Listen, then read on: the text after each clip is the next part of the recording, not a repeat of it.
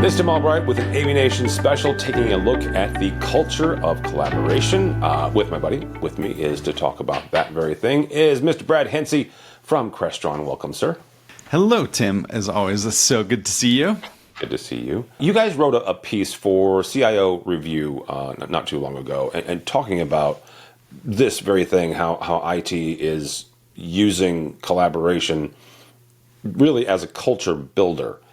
Talk about that for a second and where you see that going, especially as the IT director, the IT managers are increasingly responsible for the collaboration technology that all of us use and put in. Well, I think that, this is one of those things that the IT teams aren't necessarily driving, but they're certainly responding to out of necessity. And that is, how do you shape the culture of a business and the culture of collaboration? And when you step back and you think about it, culture is enabled by an ability to work together, to trust each other, right? And the technology that we put into a space is such a critical component of it. And when you think of a couple of different things, different angles that are really important, one is if you're having a meeting, say it's an ad hoc meeting with people in the office, but you need to bring somebody into the conversation that's remote, can you do that really simply, right? And if you can't, you're not going to do it. And so then what happens is the people that are remote, they're not included in some of those discussions, and that's not a very collaborative culture, right? So that's a really important one. The other is when you're in those meetings, and if you're remote, and I've been on the remote end of some of those meetings and in prior lives where you're just a tinny voice from a conference phone in the middle of the table. And so you're not actually participating equally in that meeting. And so that's not a very good culture of collaboration. And then the third one is, it's a little bit more sophisticated way of looking at it, but the quality of the audio and the quality of the video affect how you're perceived. And so if you are an HR leader and you're worried about enabling a space like this, enabling high quality audio and video so that everyone is perceived well and they're able to, convince their colleagues of their point of view or contribute to a conversation, that's another critical element of, enabling this culture of collaboration. So these, I think, are just realities that IT managers have to think about it now, right? Yeah. It's no longer just about keeping a device online, keeping it up to date. It's how do we collaborate? Well, and it's a bit squishy feely, right? Yes. Outside the norm of a lot of IT directors who their main concern most of the time has been uptime, right? That's right. 99%, 99.9% uptime. So this is a bit more touchy-feely than what they're used to. Pull on something for a second for me, if you would. You said, not only just a ways to work faster, but also ways to build trust between your teams. Yep. How do you see that working in this space, and how technology can really facilitate that trust building? Well, the trust collaboration builds on a foundation of trust, and when you trust your colleagues, when you trust the technology in the space to get your work done, then you're enabling that collaboration much more effectively. And so that trust will come from the ability, like I mentioned, to bring somebody into a conversation in an ad hoc meeting, right? The ability to enable them to have an equal conversation, right? That certainly fosters and builds trust there. The ability to walk into a space, have it work on a Monday morning, right? That is what enables trust. And so, the IT teams and the technology that can deploy or that gets deployed can be a linchpin in enabling trust, right? Now, the trust ultimately comes down between the individual people, but does the technology help build trust, or does it take that away? Right. Yeah, and does it act like a hurdle to trust? Right. Yeah, that's right. And I think that, as you mentioned, it's a little touchy-feely.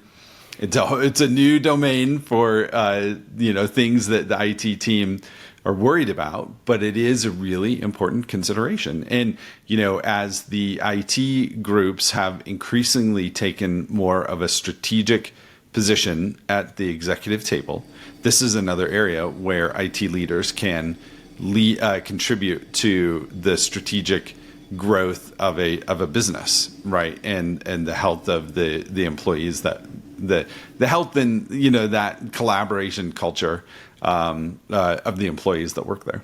Well, let's take a look at where hybrid sits today, and depending on which article you read by which company or about which company, there are a number of let's say major Fortune 100 companies that are saying everybody's back to the office. However, the vast majority, especially in the corporate space, there is a version of hybrid. Depending on where you work, there is some sort of hybrid. So hybrid. I don't want to be so bold, but I will. Is here to stay, significantly in some way, shape, or form. Where is that? Where do we sit today when it comes to the hybrid work environment and the hybrid, really more importantly, collaboration environment? Well, I look. The reality is, it's just a known, understood part of the way people will get work done today, right? And there will be a million different permutations. Some of them will be highly structured. Some of them won't be highly structured. But the reality is that really there will always be the scenario where you need to collaborate with somebody that is remote. And it doesn't matter what size of a business you are. And whether, even if you have 100% of your employees in the office on any given one day, you still have outside customers. You have outside partners, you have outside vendors. And so there will always be a need to connect with people outside of the office. And so with that becomes the requirement and or the expectation that you can do so with high quality, right? My days are full of back-to-back meetings. And when I'm in the office, I'm still connecting with people that are remote. And when I'm remote, it's with a wide variety of people. And so this is just the reality today, right? Nobody talks about, do you carry a cell phone around with you anymore? It's just normal, right? We're in the same scenario with hybrid. And people individual businesses may try and shape their culture with a different structure or different expectations. That's all well and good. But one thing that is not optional is the need to connect with people outside of the office walls. So from a technology and a collaboration standpoint, I almost want to ask, where will we be in the next few years? Change that slightly. Where should we be? What should it look like in the next 3 years when it comes to collaboration and hybrid? Well, I think that it's always hard to predict exactly what the future will look like. But what we like to do is we like to ground it in realities, right? Because if you focus on and prioritize those realities, then you'll get where you need to go. And one of those realities is that we know every room is going to need just a few fundamental items: a microphone, a speaker, a camera, an interface to manage it, right? And a display, right? Those things we know will always be present in a room. Now, they may be packaged as an all-in-one device. They may be packaged as separate devices installed in a very integrated way.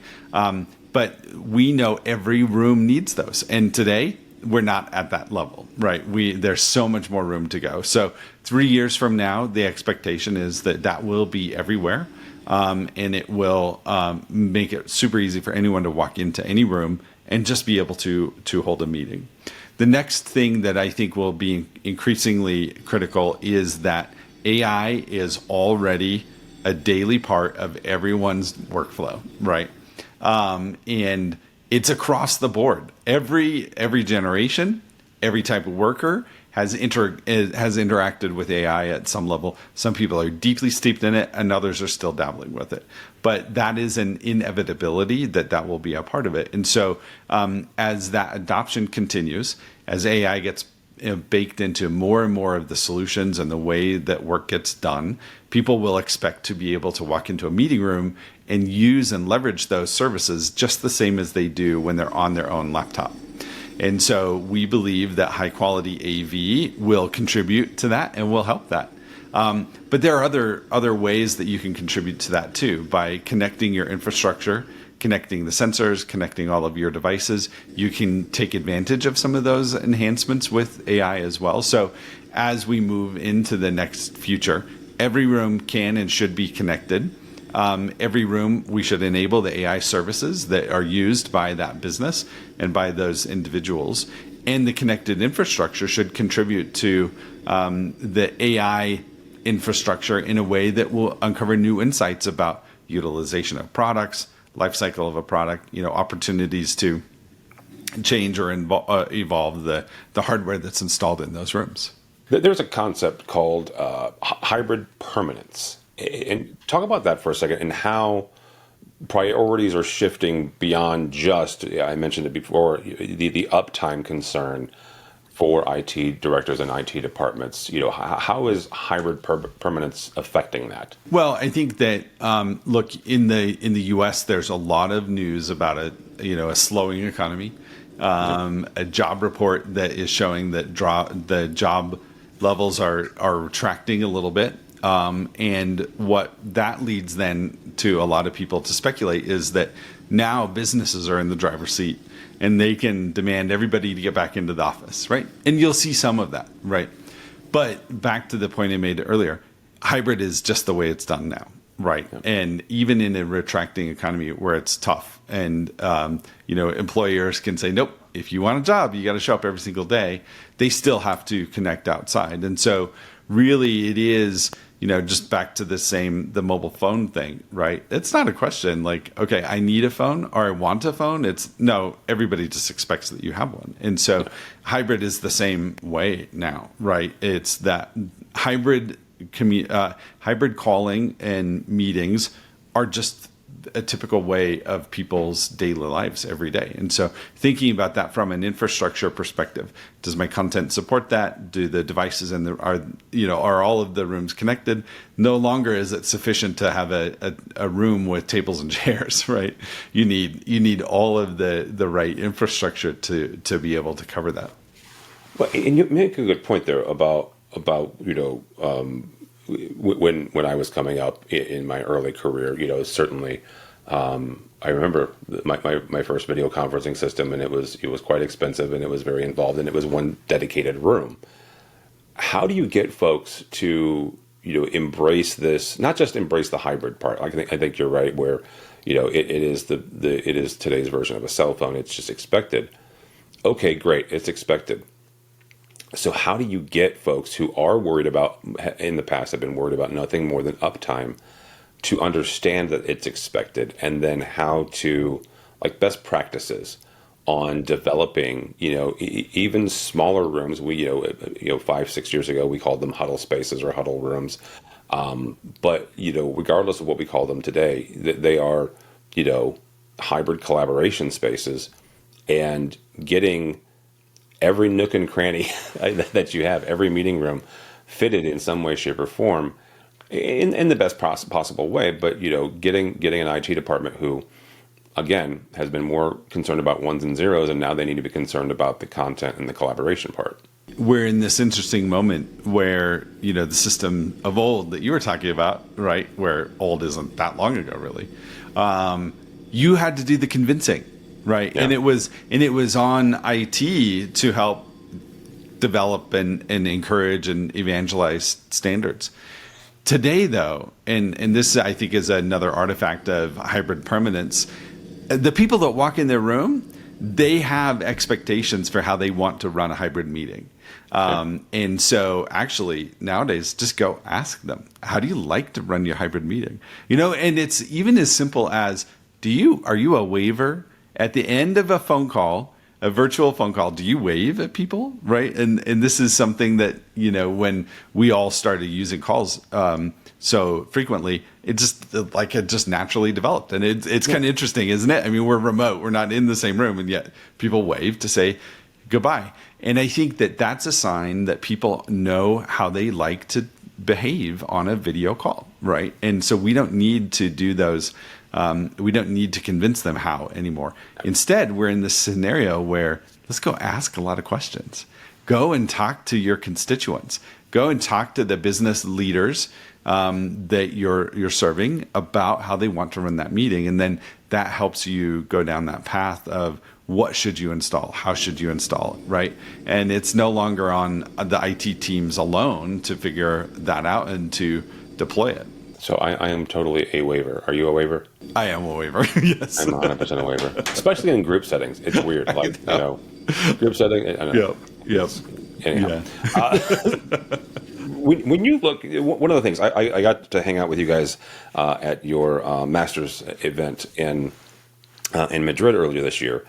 And you guys had started using the three C's, right? Collaboration, content, and control, right? The three aspects that Crestron can help in this hybrid environment. When you look at that it's not even a slogan; it's what you guys are able to bring. But when you look at that, and it can, when it comes to this world, what technologies are embodied by the collaboration, content, and control? There's a couple of really, I would say, some of the banner technologies within each of those. So under the collaboration side of things, certainly the video conferencing and intelligent video is a critical component of collaboration, right?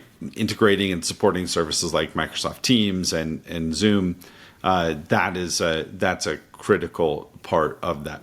But related to that too are the BYOD technologies or the BYOM technologies, like say an AirMedia, right, where you can wirelessly or even wired, just with a simple USB-C cable, host your own meeting off of your laptop. So those are a couple of the critical examples within collaboration.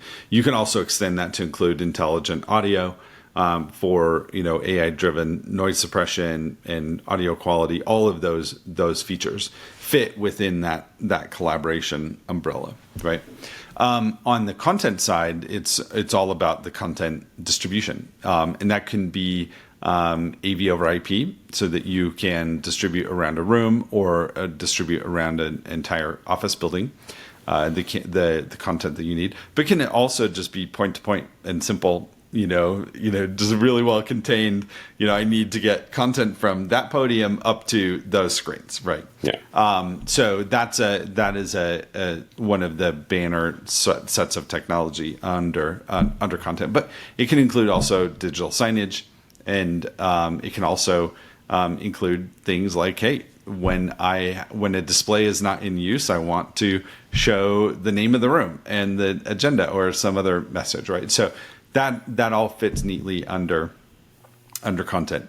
And then under control, it's really down to how can I make a space super simple to use and integrate it with all of the right technologies. And so that control integration, the control platform is, that one, the name's right in that one. But that includes the interfaces to be able to interact with the system, whether that be a touchscreen on the table, a touchscreen on the wall. It could be even a keypad, right? As simple as, hey, turn on the room, and then the display turns on at the same time.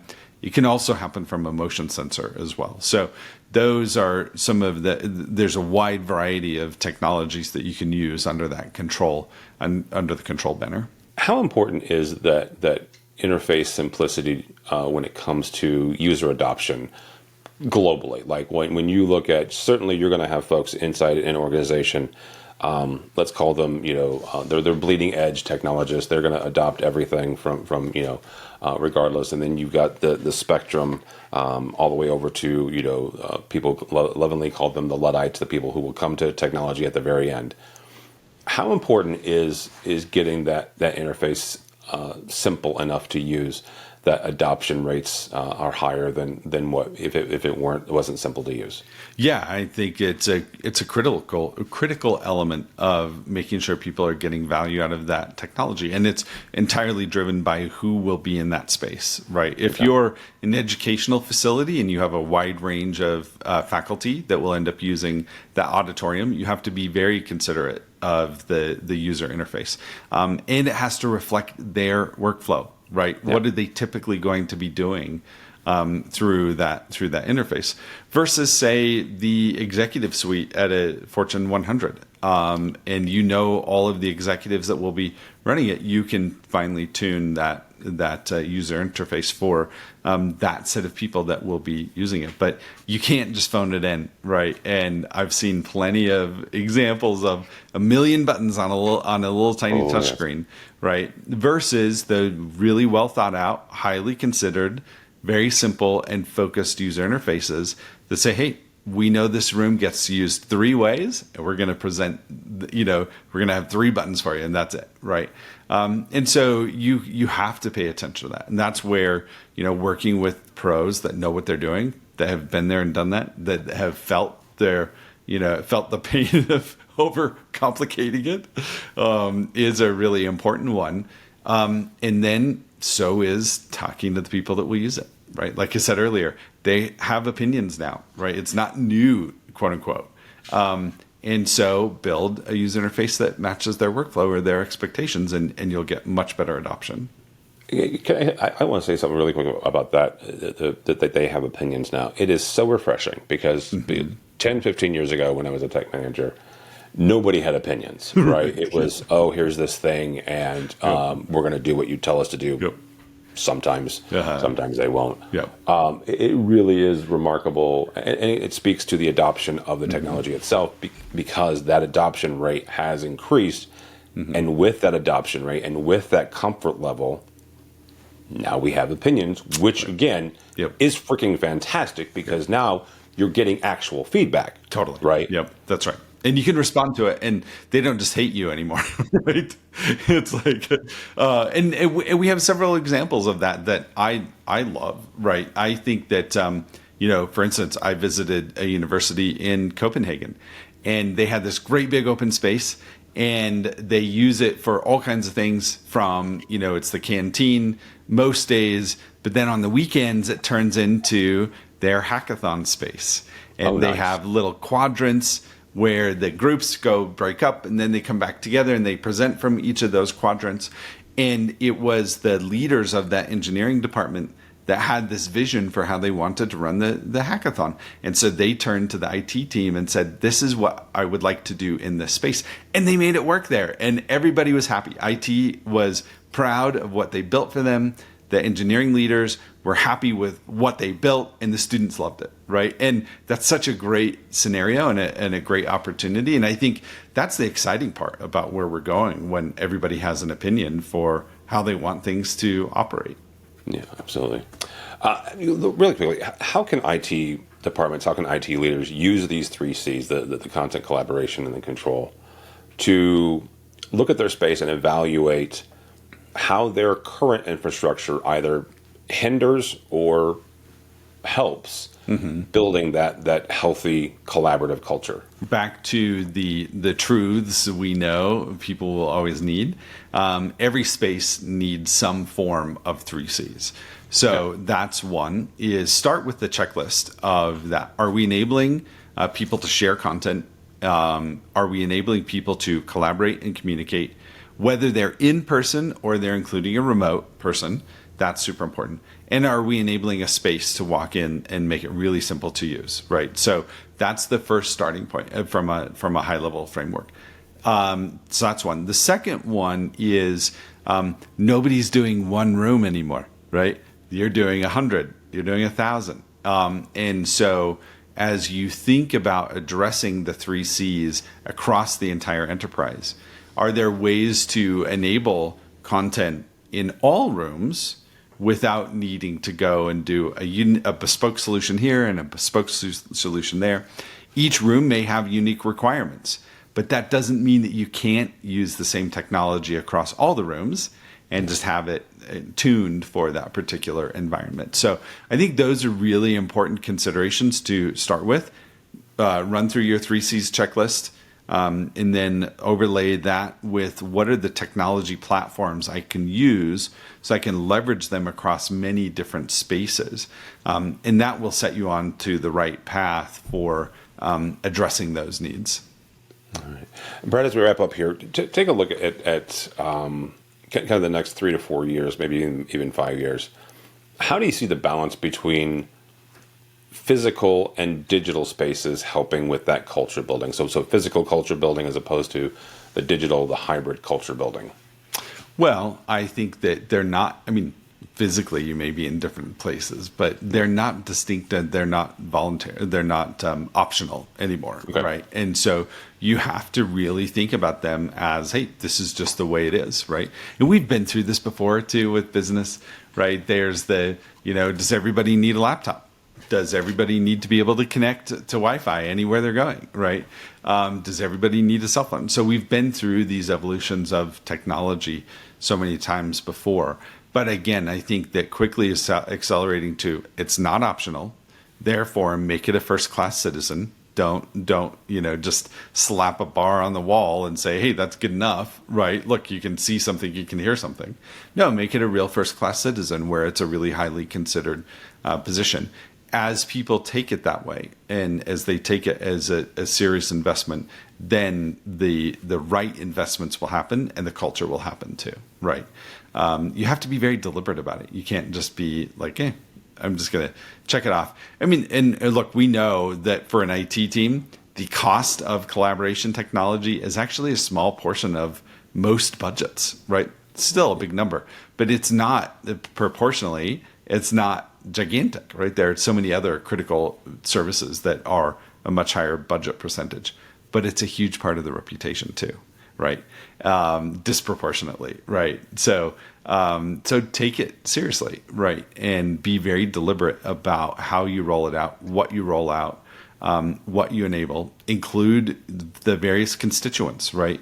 You may not have had to include HR before. You may not have had to include facilities before. And you may not have had to include business leaders in some of these discussions, but do so, and that will really help you set up the case where you're contributing to a culture of collaboration. Well, yeah, I mean, you get all those various perspectives and their wants and their needs. You're better able to service your entire customer base, and in this case, the IT department, the customer base for these folks is their fellow employees, right? And making sure that they're felt, that they're seen, and they feel part of the conversation and part of the collaborative process. Yep, that's right. Yep, exactly. All right. Well, thank you so much, sir. How do people connect with you or Crestron? Crestron.com. Also Crestron on all of the socials. And then you can also find me, just Brad Hintze, on LinkedIn as well. Very good. Thanks so much, Brad Hintze from Crestron. For us, for AVNation, go by our website, avnation.tv. That's avnation.tv. And you will find this program and a host of others, all that and more at avnation.tv. It's avnation.tv. The network for the AV industry. What are you listening to? This This is AV. This is AVNation. This is AVNation.